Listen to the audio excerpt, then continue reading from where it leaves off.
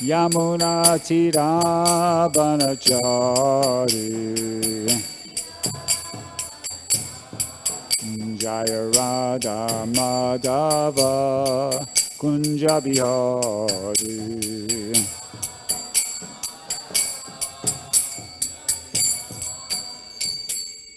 Jaya Viṣṇu Purāṇa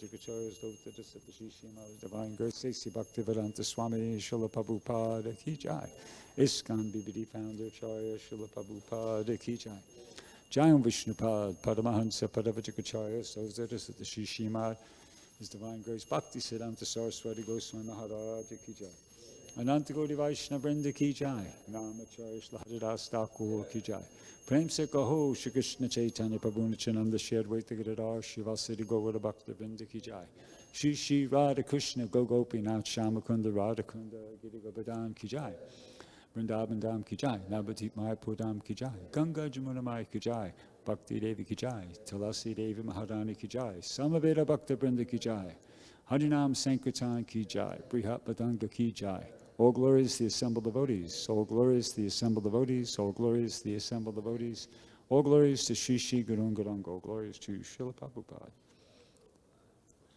Om Namo Bhagavate Vasudevaya. Om Namo Bhagavate Vasudevaya. Om Namo Bhagavate Vasudevaya. So reading from Srimad Bhagavatam, 3rd Canto, Chapter 26, Text 15. Etāvān eva saṅkhyāto. Etāvān eva saṅkhyāto. Brahmaṇaḥ sa-guṇasya. Brahmaṇaḥ sa-guṇasya. Sanniveśo mayā prokto. Sanniveśo mayā prokto. Kālaḥ pañca-viṁśakaḥ. Kālaḥ pañca-viṁśakaḥ. Etāvān eva saṅkhyāto. Brahmaṇaḥ sa-guṇasya. Sanniveśo mayā prokto. Kālaḥ pañca-viṁśakaḥ.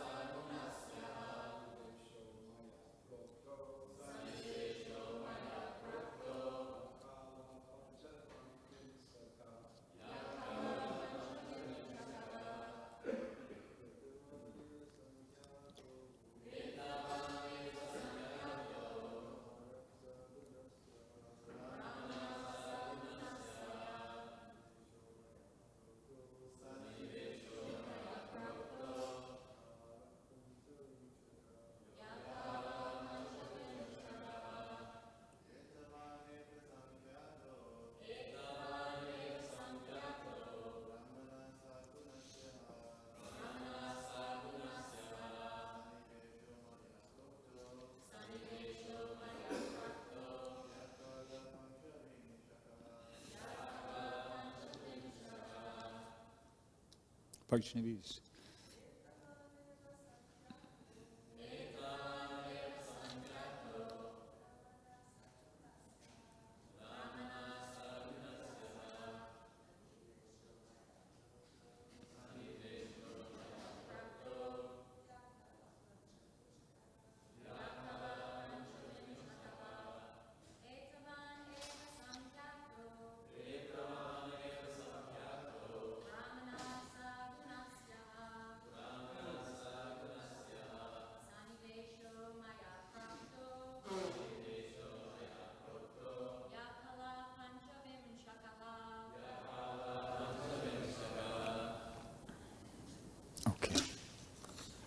Etāvān, so much.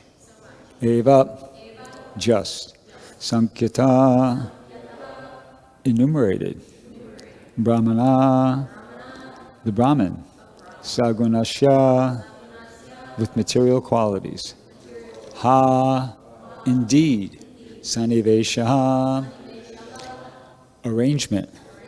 Mayā, by me. Proktaḥ, spoken. Ya, which. Kālaḥ, time. pañca-viṁśakaḥ, the 25th. Translation and purport by His Divine Grace, A.C. Bhaktivedanta Swami Srila Prabhupada. All these are considered the qualified Brahman, the mixing element, which is known as time. Let me read that again. All these are considered the qualified Brahman, period. The mixing element, which is known as time, is counted as the 25th element. So before I even read the purport, the all these is referring to what we've been hearing about for the last few days, the 5 gross elements, the 5 subtle elements, the senses for acquiring knowledge, the internal subtle senses, etc. That's what the all these is referring to. Okay, purport. According to the Vedic version, there is no existence beyond Brahman. Sarvaṁ khalv idaṁ brahma. That's from the Chāndogya Upaniṣad, 3.14.1. It is stated also in the Viṣṇu Purāṇa that whatever we see is parasya brahmaṇaḥ śaktiḥ.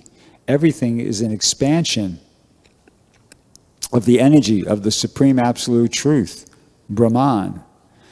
When Brahman is mixed with the 3 qualities, goodness, passion, and ignorance, there results the material expansion, which is sometimes called Saguṇa Brahman, and which consists of these 25 elements. In the nirguṇa Brahman, where there is no material contamination, or in the spiritual world, the 3 modes, goodness, passion, and ignorance, are not present. Where nirguṇa Brahman is found, simple, unalloyed goodness prevails. Saguṇa Brahman is described by the Sāṅkhya system of philosophy as consisting of 25 elements, including the time factor, past, present, and future. Om Gana Tamaram Dasha Janam Jana Shalakaya Chakshur Umilitam Yena Tasmai Shri Gurave Namaha Shri Chaitanya Manobishtam Stapitam Yena Bhutale Swayam Rupagadamayam Darati Swapadantikam. So when I was reading this purport, preparing for the class, I was feeling a little uncomfortable because I was reading, according to the Vedic version, there is no existence beyond Brahman. And the first thought that came to my mind was, well, wait a second, what about Krishna? And then I kept reading, Sarvaṁ khalv idaṁ brahma. It is stated also in the Viṣṇu Purāṇa, I mean, it even supports it. Prabhupada even supports that statement with a reference to the Upanishads, the Chāndogya Upaniṣad. Whoops. Just turn that off. Okay. And then the next statement is, it's stated in the Viṣṇu Purāṇa that whatever we see is parasya brahmaṇaḥ śaktiḥ.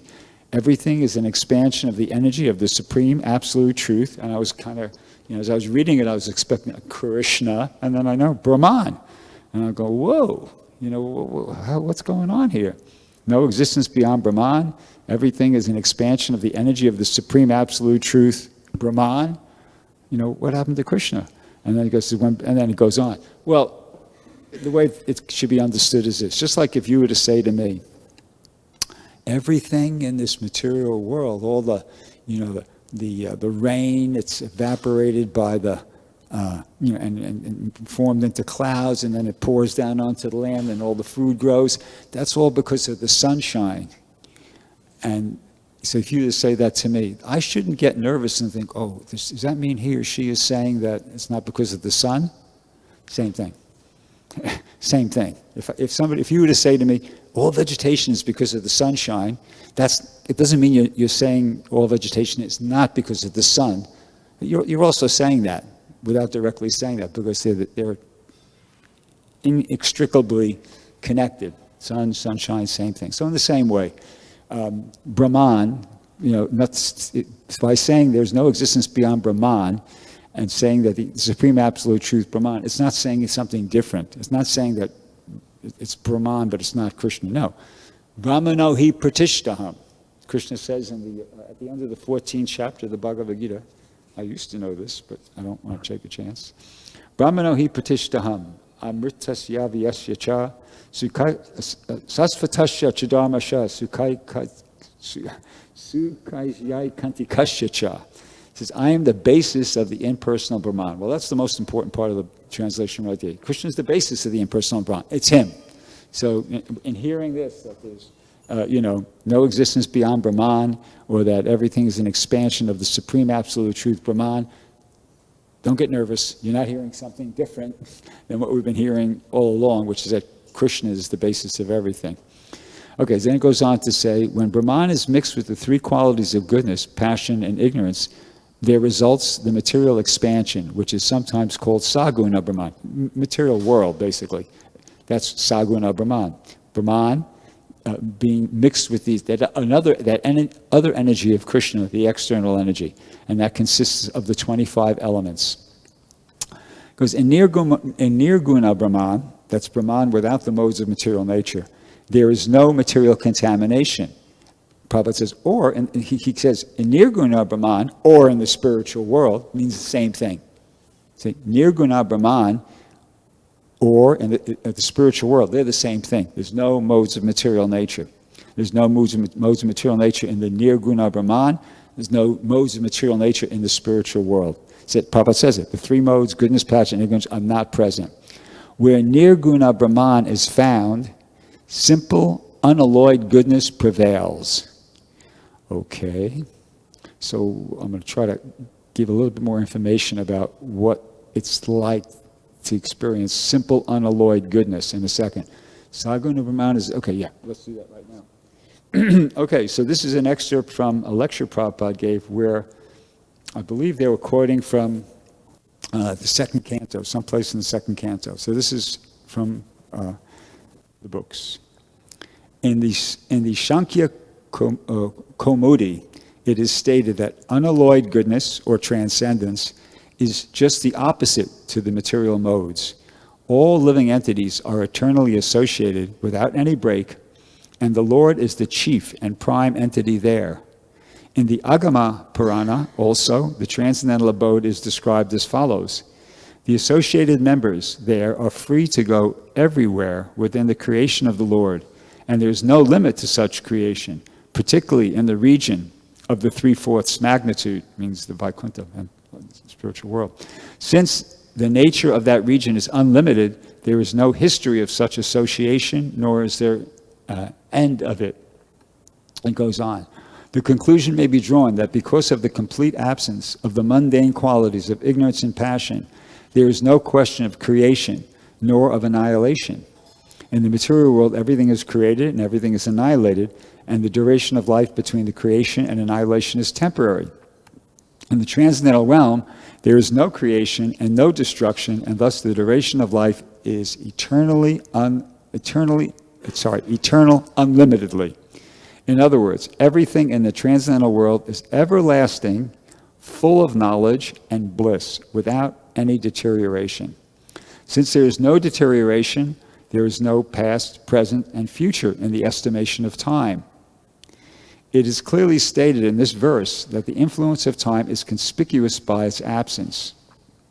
A little bit more. The whole material existence is manifested by actions and reactions of elements which make up the influence of time, which make the influence of time prominent in the matter of past, present, and future. There are no such actions and reactions of cause and effect there. So the cycle of birth, growth, existence, transformation, deterioration, and annihilation, or the 6 material changes, are non-existent there. It is the unalloyed manifestation of the energy of the Lord without any illusion as experienced here in the material world. Here it comes. The whole Vaikuntha existence proclaims that everyone there is a follower of the Lord. Well, that was, now it's referring back to something that was mentioned earlier in this thing here, about how all living entities are eternally associated without any break, and the Lord is the chief prime entity there. So it's elaborating upon that now. It says all living entities, the whole Vaikuntha system proclaims that everyone there is a follower of the Lord. The Lord is the chief leader there, without any competition of leadership. And the people in general are all followers of the Lord. It is confirmed in the Vedas, therefore, that the Lord is the chief leader and all other living entities are subordinate to him. So initially one might think, well, what is one? It's describing this place, this situation of has Prabhupada referred to it.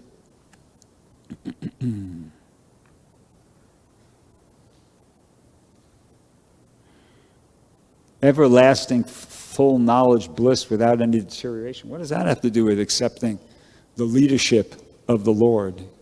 Well, it has everything to do with it. See?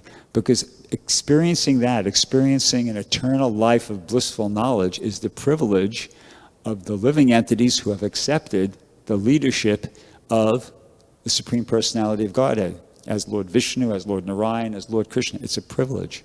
See? That's the thing. And when you do that, if you accept that leadership, then you're eligible. You're eligible to be in the Vaikuntha atmosphere, which is eternal, full of knowledge and full of bliss. And if you don't accept that leadership, if you don't like to accept the leadership of the Lord, which that's what, the living entities here in the material world are in that category, then you're here in the material world. That's the problem. The problem is that this is my understanding, and it's kind of also accepted by the GBC, ISKCON's position, that we started off in the spiritual world. That's still the standard accepted position. We started off in the spiritual world. We have free will. We didn't want to accept the leadership of the Supreme Personality of God, Lord Narayan or Krishna, and as a result, we come here to the material world. And we still don't want to accept the leadership. We didn't want to accept the leadership there, and that's why we're here, and now we're here, and we still don't want to accept the leadership here. And that's the root cause of all our problems. You could say it in a simple way, we don't like Krishna. We don't like Narayan, at least those of us who aren't following, engaging in devotional service. That could be said of them. And that's the problem. Here in the material world, it's manifested very grossly. It's, in the Viṣṇu Purāṇa it's stated, Om Purnam Ada Purnam Idam Purnat Purnam Udachyate Purnasya Eva Purnasya Purnam Evaya, right? Purna Eva Vasishyate. Close enough. Okay. But the translation of that is that basically everything's perfect. Krishna's perfect. Krishna's perfect, and everything Krishna's done is perfect. Krishna knows what he's doing, and everything he's done is perfect. Okay, then it goes on from there. That's sort of like an axiomatic truth. You have to. That's for people who like Krishna. In Vaikuntha, everybody will accept that statement. In Vaikuntha and Goloka Vrindavan, all the living entities will accept that statement. Krishna's perfect. He knows exactly what he's doing, and everything he's done is perfect. So what follows on from there is the next verse in Viṣṇu Purāṇa. Ishavasham idam sarvaṁ yatkincha jagat yam jagat tena tyaktena bunjitaha madgrita kashyasvidanam. That knowing that, everything animate and everything inanimate is owned, that's an important word right there, is owned and controlled by the Lord. Therefore, just play by the rules, accept what's your quota and don't stay in your lane, as Favasbu was fond of saying. Accept what's, allotted to you, and don't try to, overstep your bounds. Now, that's practical. This might sound kind of theoretical, but it's very practical. I'm going to give you an example. Okay, so say I invite you up to my apartment, okay, and you come up there, and I have a hatchet, small axe hatchet, and I start chopping up my dining room table. What are you going to do? You might say, it's a bunch of different things you could do, but you might say, Bhrgupati, why are you chopping up your dining room table there? Why are you chopping up the front? Well, no, I need to do this because you get pretty disturbed, and you might think, wow, he's lost it, He's chopping up his dining room table. That's not good, But you wouldn't call the police. Why? Because you'd be thinking, well, after all, I think he's gone nuts, but it's his property. It's his property, right? So I could do that. Bottom line is, it might be a very foolish, crazy thing for me to do, but it is my property. I can do that. I have the right to do that to my property, okay? Say I came up to your place, okay, with my hatchet, and I started chopping up your dining room table. Then what? You'd go, hey, stop, what are you doing? Stop, cut it, hey, stop. If I didn't stop, then you could call the police. Why? Because I can't do that to your property. I could do that to my property, but I can't do that to your property. That's criminal, right? Obvious. Okay, whose property is this place? Thank you. This is Krishna's property. This world is Krishna's property. It's God's property. And people, and this is like part of not accepting the leadership. It's such an obvious thing. This is God's property. You can't just disrespect God's property. You just can't disrespect anybody's property and get away with it. It's criminal. So you can't disrespect God's property. And that's what's going on in the world today. People are disrespecting God's property. Animals are God's property. If it's my property, I make the rules. If it's your property, you make the rules. If I borrow Archie's car, his nice Tesla, I got to put gas in the car. Oh no, it's an electric car. Sorry, somebody who has a gas car. I got to put gas in it. I can't put acid in there. And I have to respect. It's this person's property. He's loaning me. He's letting me use his property. I got to take care of it. I got to use it according to his desire and take care of it, right? Not exploit it or abuse it. So there's rules how a human being is supposed to live in this world, and deal with God's property. Animals are God's property. You can't just kill them. You're not supposed to just kill them willy-nilly. That's disrespecting God's property. The ocean is not a garbage can. There's a garbage patch in the ocean. I think it's 2 or 3 times the size of Texas, because from all the plastic and stuff like that, it just kind of, the currents work in such a way that it just winds up there, and it's just there. They don't have a clue how to get rid of it. It's just there, getting bigger every day, et cetera, et cetera. Your wife, your children, your parents, your own body. It's not your property. There's a proper way to relate to it. There's guidelines, there's rules. And if you don't follow those, you're disrespecting God's property. You're not accepting his leadership. So all throughout the material world, people, and that's a big problem. If people would just to understand that one point, you wouldn't have wars. Because what are people fighting over? They're fighting over some resource that they want to use for their sense gratification. But Krishna's set everything up in such a way there's enough for everybody.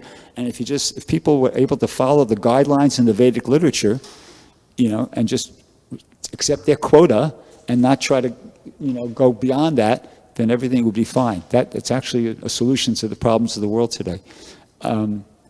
So how do we have to develop this understanding of respecting God, liking Krishna, being willing to follow his leadership. That's what this Krishna consciousness movement is about. This is a movement to help people accept Krishna's leadership. And it begins with sadhana bhakti. This sadhana bhakti is a process, it's a program for helping a conditioned living entity understand and accept the leadership of, once again, because originally we are accepting the leadership of Krishna when we're in the spiritual world, to once again accept the leadership of Krishna. So sadhana bhakti begins with, there's different aspects to it, but one of the first and very most fundamental important aspects to sadhana bhakti is you got to show up. You got to show up to do it. That might sound like, oh, it's pretty dumb, but no, it's significant. You have to, Prabhupada gave us a program. This, for instance, right now, we're here at the morning program. Part of it, you got to show up. To show up to the morning program means you have to, some responsibility. You have to make yourself healthy enough so that you are able to show up, and then you have to be disciplined enough to get yourself here.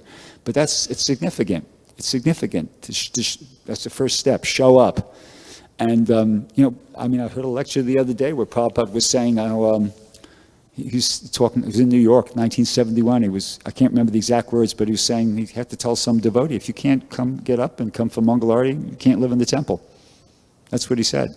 That was Prabhupada's standard, be honest with you. That was Prabhupada's standard. If you can't attend, if you can't even do, then you're in the wrong place. Sorry, you can't really be here. This is a place for people who prepare to accept the tapasya, voluntarily accepting some difficulty, to making spiritual advance of doing those things, getting up and attending. Okay, so you have to attend. And I'll emphasize that point in a positive way, because I don't want to say anything that's going to make any offenses by saying it negative. We're fortunate here in New Dwarka. We have a good example. Our temple president attends. That's significant in my mind, at least. That's significant that you got, because people follow what the leader does, right? That's in the Bhagavad Gita. Yad yadacharti shreshas tat tadaveturo vijana. Whatever great man does, common man follow his footsteps. Whatever the leader does, people follow. So we're fortunate. We have a leader that attends. He's here for Mangalarti. He's here for the whole program, basically, the whole morning program. That's good. It's a good example. And not every place has that, and we're fortunate. So that's good. So then beyond attending is the first thing. And then the next step is you got to attend. You got to be there. But we should also try to be there in good consciousness, proper state of mind. And in order to do that, you got to be chanting 16 rounds and following the four good principles. If we're not doing that, there's a verse in the Bhagavad Gita, 12th chapter, goes, Krishna says, if you can't fix your mind upon me without deviation, then follow the regulations, the rules of sadhana bhakti, and this way you'll develop a desire to attain me. But if you don't, it's the opposite happens. See, as if you follow the rules for sadhana bhakti, you develop a desire to attain Krishna. And if you don't, chant your 16 rounds and follow the four good principles, you'll lose your desire. You lose your desire to perform devotional service. You'll lose your desire, your determination to show up at the program and to engage in service. Okay, so that's another point. And then third point is, so you have to attend, get your body there, be there, and try to be there in good consciousness. And then when it's time to do your service, have an attitude of like, I'm going to put in a good day's, we have an expression in the material, do a good day's work. Put in a good day's service. Be prepared to just kind of really, okay, now it's time to engage in my service, whatever it is. Let me go for it. Let me put in a good 5, 6, whatever it is, hours, doing my service, in good consciousness, and you're there, you see? So that's, these are points as I've made. It's part of learning how to like Krishna again, you see? Accepting Krishna's leadership. Accepting Krishna's leadership means engaging in devotional service, and those are some very fundamental, basic, aspects of engaging in devotional service. And if you're feeling like upon hearing this, if somebody, maybe not people who are here, but somebody who's not here is listening on the internet, feels a bit uncomfortable, I'm sorry, I don't mean to make anybody uncomfortable, but, just come as close as you can. It's a work in progress. None of us are perfect devotees. I'll speak for myself. I'm not a perfect devotee. Back in the 70s, Prabhupada said devotees should attend the morning and the evening program. That was the Prabhupada's standard. You have a morning program, you have an evening program. The evening program is kind of like almost forgotten about for the most part. But still some vestiges are there. But the point is that, okay, we can't abandon the principle. We might not be able to follow perfectly, but the principle is there that we should try to do as much sadhana bhakti as we possibly can. So I apologize if I made anybody feel, uncomfortable, but just come as close as you can. That's the message. Don't feel, picked upon. Just come as close as you can, and we'll make progress by doing that. That's what we really need to do. Oh yeah, and if it seems like it's you don't have to, we might not have a taste for it. We might be feeling like, oh, I don't really want to. But in the Nectar of Instruction, there's that verse. I don't know the Sanskrit, but it talks about how when the chanting might be bitter at first because, the tongue that's afflicted by the jaundice of avidya, Okay. Sachinandana knows that verse. What? Give us the translation.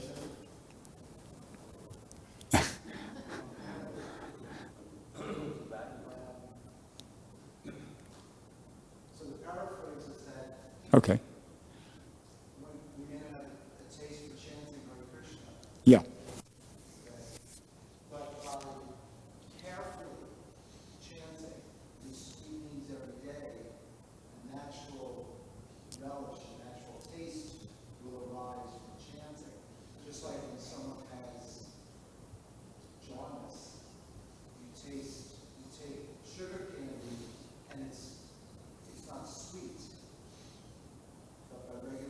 Right. and it becomes sweet. So Yeah. So expanding upon that idea, which I think is totally bona fide, that it's the same thing for all aspects of devotional service. We might not have a taste for chanting, might not have a taste for hearing the Bhagavatam, might not have a taste for attending the art, whatever. But if we do it, if we just, that's what the thing about, that's why attendance is important, showing up. If we just do it, if we just, make ourselves do it, then according to that verse and according to the Shastra, our consciousness will get purified and gradually, eventually, we'll start enjoying it. We'll start liking it, because Nitya Siddha Krishna Prema Sabhu Kabinaya Shravana Disude Chitte Kodeda, that, pure love for Krishna is there in the heart of every living entity, and it's awakened by this process of hearing and chanting, or in general, sadhana bhakti. So I'll stop there. Does anybody have any question? Comment? Well, first questions. Question? Yep.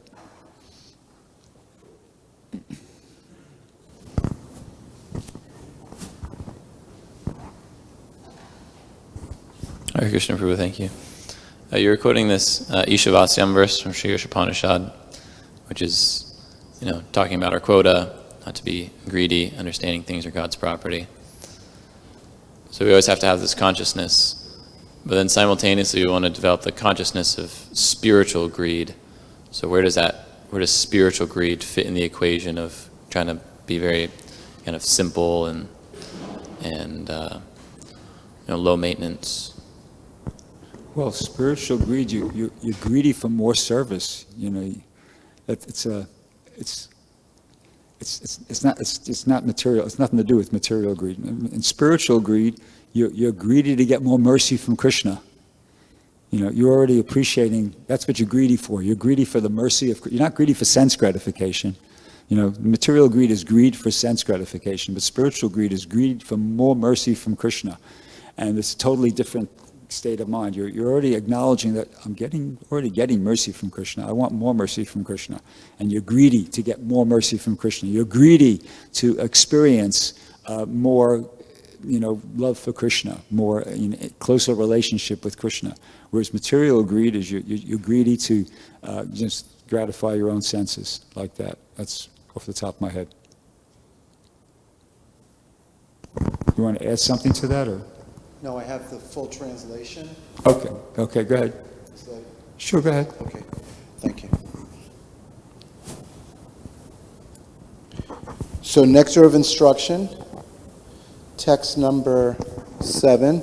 Sya Krishna Nama Charitap Sitapta Vidya Pitopitasya Rasinasya Narochikanu Kinsvadanada Nuridam Kalasaiva Justva Svadvikramad Bhavatitad Gado Mula Hantri.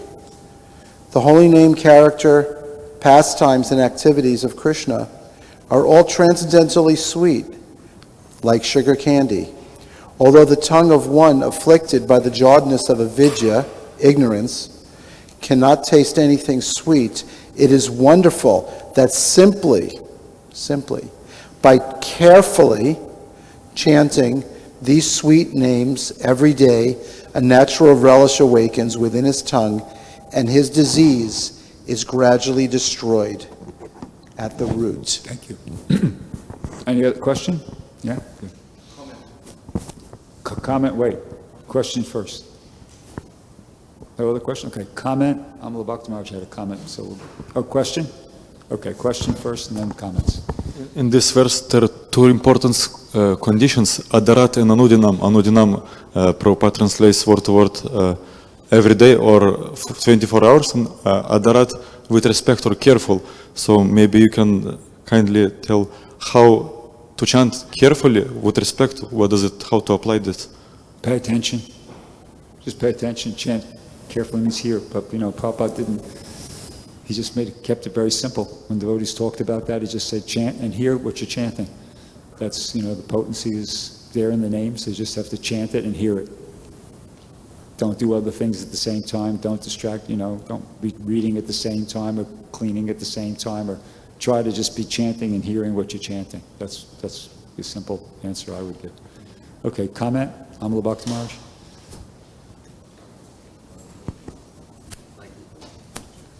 Yeah, thank you for a very nice class, Bhrgupati Prabhu. There was just one point I just wanted to add to. You said the first thing that one has to do is he has to show up. He has to be there. He has to be attentive. So it means more than just showing up. It's that, without a doubt. But showing up is not enough. One must also have attentiveness. One must be very serious-minded. One must have a desire to want to know and to share. In other words, it's showing up with your mind here and not someplace else. This is a common characteristic of many persons. They will be listening for a while, and then the mind wanders to some other subject matter while the class is going on. Or he goes on to another idea or subject. So it's important to know what we want to do, what we want to share, what we want to interest people in, and how we ourselves become benefited by doing that as well. Thank you. Comment? Another comment?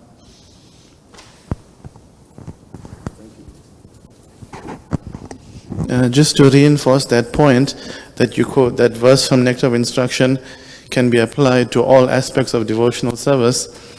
There's an example of that in one of your God brothers asked Prabhupada, why do I have to pay obeisances to you? I don't feel like paying obeisances. And Srila Prabhupada said, just keep on paying obeisances.